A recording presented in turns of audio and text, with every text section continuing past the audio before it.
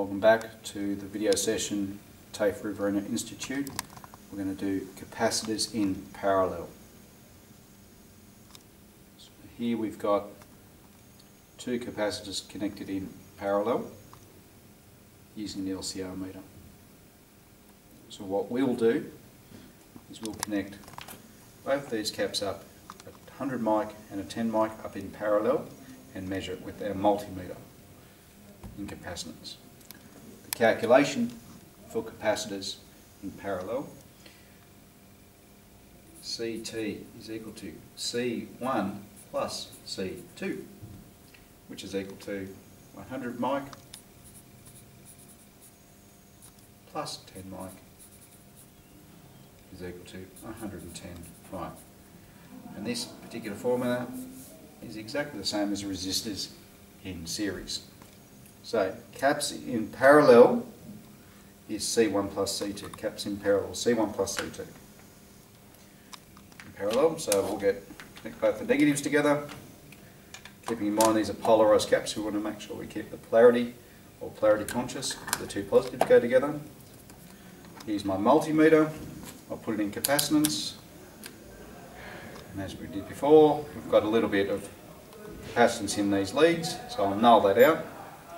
So a nice accurate reading, negative, positive. And we've got 110 mic. Perfect. Beautiful. Tick, tick. Now we'll move forward to connecting the capacitors in parallel up to a DC power supply. Once again, I'll make that DC power supply for two caps in parallel. We'll make this DC power supply 20 volts. And as we know from our parallel circuits, it should be the same voltage drop across each capacitor that's in parallel, because it's in parallel with the supply. There's my supply, negative, negative to negative, positive to positive. Once again, keeping in mind they are polarity conscious, so if they go in back to the front, they will explode. All capacitors, particularly polarised caps, be very, very aware of that.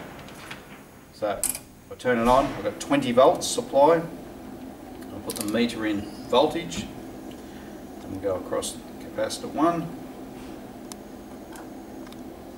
20 volts, 20.1, and across capacitor 2,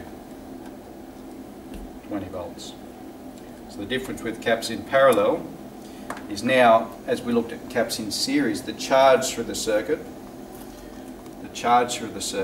is going to be this charge plus this charge, and this one is 3, plus that charge is equal to the total charge. So the same voltage, and the charges are going to add up to equal the total charge, which is the same as current flow in a parallel circuit. We look at charge, the capacitor charge, in a parallel circuit. So that charge plus that charge plus that charge is equal to the total charge in this circuit.